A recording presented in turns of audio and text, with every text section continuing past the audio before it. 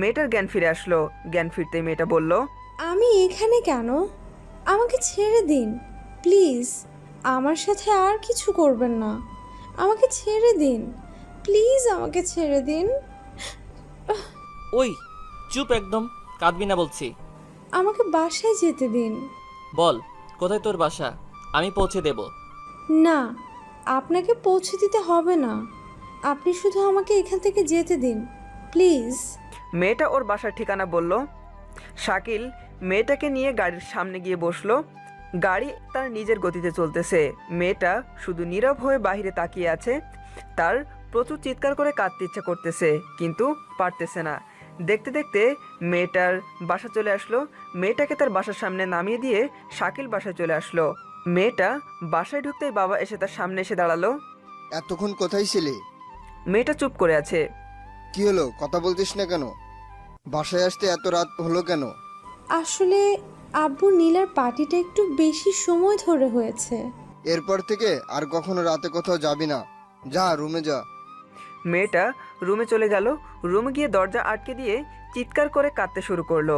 রুমটা সাউন্ডপ্রুফ, তাই ভেতরের কান্নার আওয়াজ বাইরে আসছে না। এমন সময় কারো দরজার আঘাত করার আওয়াজ শোনা গেল। দরজায় আঘাত করার শব্দ শুনে মেয়েটা চমকে উঠল। দ্বিতীয়বার দরজায় আঘাত করতেই মেয়েটা নিজের দুই চোখের অশ্রু মুছে নিয়ে দরজা খুলে দিল। দরজাটা খুলতেই সামনে তাকিয়ে দেখে তার মা দাঁড়িয়ে আছে। মেয়েটা আবার তার মাকে জড়িয়ে ধরে চিৎকার করে কাঁদতে শুরু করলো।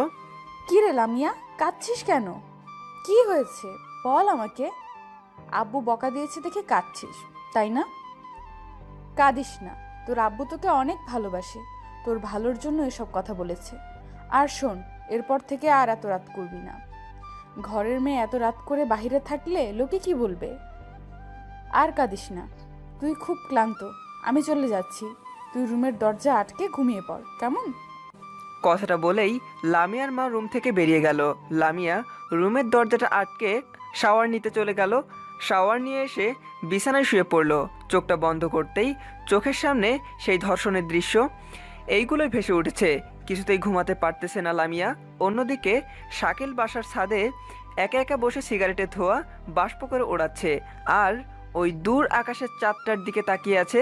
ছেলেটা মনে মনে ভাবতেছে, আজ আমার নেশার জন্য একটা নিরীহ মেয়ের জীবন এভাবে নষ্ট হয়ে গেল।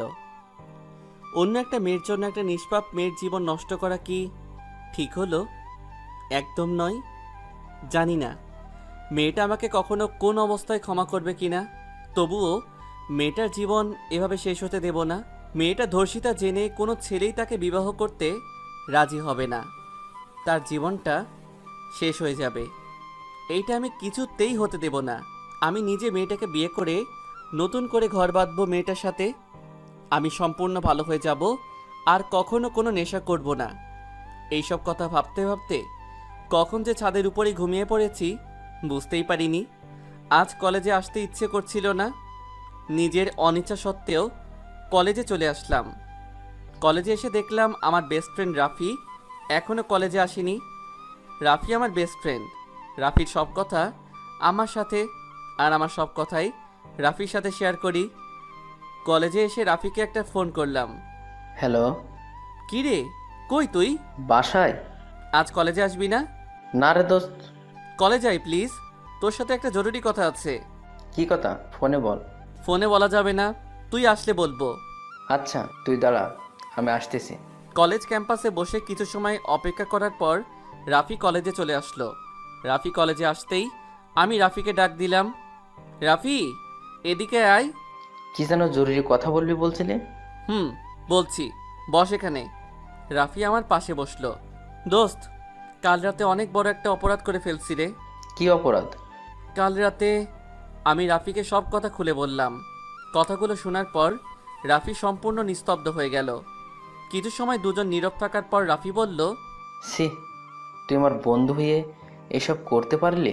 সরি দোস্ত, কাল রাতে নেশাটা এত বেশি হয়ে গিয়েছিল যে কি করতে কি করে ফেলেছি বুঝতেই পারিনি। মেয়েটা কি চিনিস তুই? না রে, শুধুমাত্র ওর বাসার ঠিকানাটা জানি।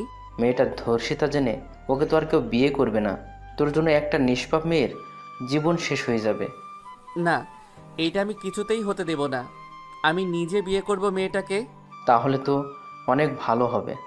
আচ্ছা চল বাসায় যাই, আজ আর ক্লাস করব না। তারপর আমি আর রাফি কলেজ থেকে বেরিয়ে একটা রিক্সা নিয়ে রাফিদের বাসার সামনে নেমে গেল, আর আমি আমার বাসায় চলে আসলাম। বাসায় এসে ফ্রেশ হয়ে আমার রুমে এসে বসে আছি। এমন সময় আম্মু আমার রুমে আসলো। আম্মু আমার রুমে এসে বলল, টেবিলে খাবার দিয়েছি, খেতে আয়।